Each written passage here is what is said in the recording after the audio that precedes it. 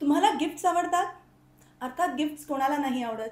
पण हे जे इतक्या आवडीने आपण गिफ्ट्स घेतो ना, त्यावर सुद्धा टॅक्स लागतो. मग तो कसा आणि कोणत्या परिस्थितीत लागतो, हे मी तुम्हाला आजच्या व्हिडिओमध्ये सांगणार आहे.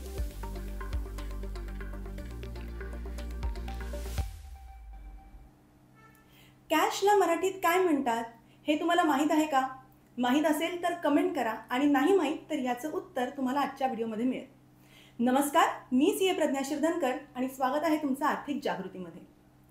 आता कोणत्याही व्यक्तीकडनं किंवा व्यक्तींकडून तुम्हाला जे काही गिफ्ट्स मिळतात त्यावरती इन्कम टॅक्स लागतो आणि तो इन्कम फ्रॉम अदर सोर्सेसमध्ये टॅक्स केलं जातं. आता मग गिफ्ट्स म्हणजे नक्की काय? तर तुम्हाला 3 प्रकारचे गिफ्ट्स मिळू शकतात. एक पैशाच्या स्वरूपात, जसं की तुम्हाला हार्ड कॅश मिळाली आहे किंवा कोणी तुम्हाला बँक ट्रान्सफर केलं आहे किंवा एखादा चेक दिला आहे. 2 इमूव्हेबल प्रॉपर्टी तुम्हाला मिळाली आहे, जसं की एखाद्याने तुम्हाला एखादा फ्लॅट किंवा घर गिफ्ट केलं आहे.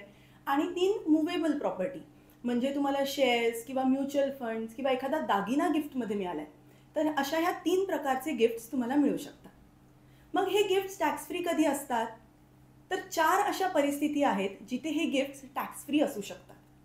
आता एक, तुम्हाला जर गिफ्ट्स जे मिळाले आहेत पैशाच्या स्वरूपातले, ते जर वर्षातील 50,000 पर्यंत गिफ्ट्स असतील तर ते टॅक्स फ्री होतील.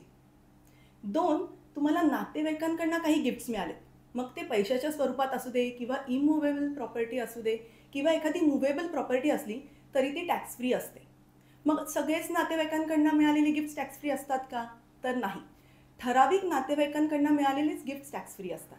मग हे कोण नातेवाईक आहेत? तर 1, तुमचं स्पाऊस असेल. 2, तुमची मुलं असतील. 3, तुमचे आई वडील किंवा तुमचे सासू सासरे असू शकतात.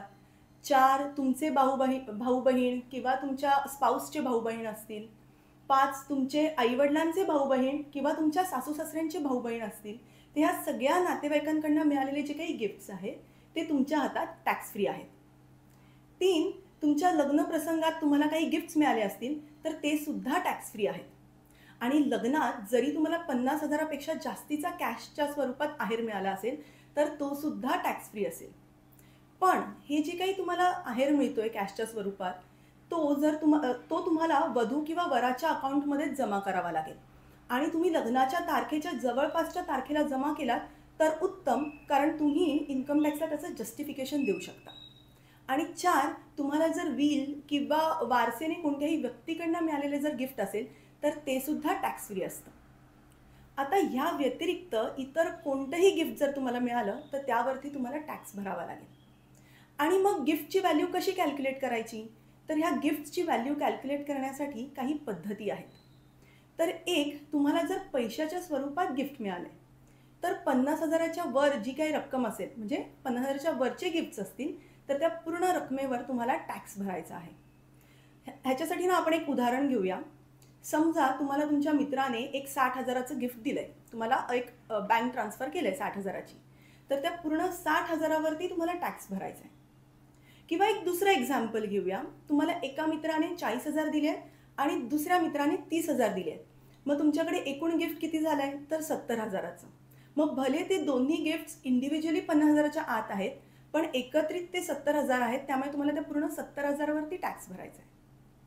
2, तुम्हाला एखादी इमूव्हेबल प्रॉपर्टी मिळाली आहे. मग ह्या केसमध्ये काय असू शकतं? तर एकतर ती तुम्हाला फ्री ऑफ कॉस्ट मिळाली आहे किंवा तुम्हाला एखाद्या कन्सेशनल रेटला मिळाली आहे. मग जर ती फ्री मिळाली असेल तर त्याची तुम्हाला गव्हर्नमेंट रेकनर व्हॅल्यू चेक करायची आहे, ती काय आहे, आणि मग त्या व्हॅल्यूला तुमच्या हातात गिफ्ट म्हणून ट्रीट केलं जाईल आणि त्याच्यावरती तुम्हाला टॅक्स भरायचा आहे. दुसरी केस आहे की जिथे तुम्हाला ती इमूव्हेबल प्रॉपर्टी कन्सेशनल रेटला मिळते. म्हणजेच समजा एक 50 लाखाची प्रॉपर्टी आहे आणि ती तुम्हाला 10 लाखात मिळते. मग इथे 50 लाख वजा 10 लाख 40 लाख हे तुमच्या हातात गिफ्ट म्हणून समजलं जाईल आणि तुम्हाला त्या 40 लाखावरती टॅक्स भरावा लागेल. आता 3 आहे की तुम्हाला मूव्हेबल प्रॉपर्टी गिफ्ट म्हणून मिळत आहेत, जसं की शेअर्स मिळत आहेत किंवा एखादा दागिना मिळतोय. मग तुम्हाला त्या प्रॉपर्टीची फेअर मार्केट व्हॅल्यू कॅल्क्युलेट करायची आहे आणि ही जर फेअर मार्केट व्हॅल्यू 50,000पेक्षा जास्त असेल तर त्या पूर्ण रकमेवर तुम्हाला टॅक्स भरायचा आहे. आता मग हे जे काही टॅक्सेबल गिफ्ट्स आहेत ते तुम्ही तुमच्या इन्कम टॅक्स रिटर्नमध्ये दाखवणार आणि त्यावरती टॅक्स भरणार. पण टॅक्स फ्री गिफ्टसुद्धा इन्कम टॅक्स रिटर्नमध्ये दाखवायला पाहिजेत का? तर नाही. Tax free gifts income tax रिटर्नमध्ये दाखवण्याची काही एक गरज नाही आहे. त्यामुळे ह्यापुढे कोणतंही गिफ्ट जर तुम्हाला मिळालं तर खुश तर नक्कीच व्हा, पण त्याचबरोबर त्या गिफ्टवर टॅक्स लागतो की नाही हे बघा आणि त्यावर योग्य तो टॅक्स भरा, नाहीतर तुम्हाला इन्कम टॅक्सकडून नोटीस येण्याचे हाय चान्सेस आहेत.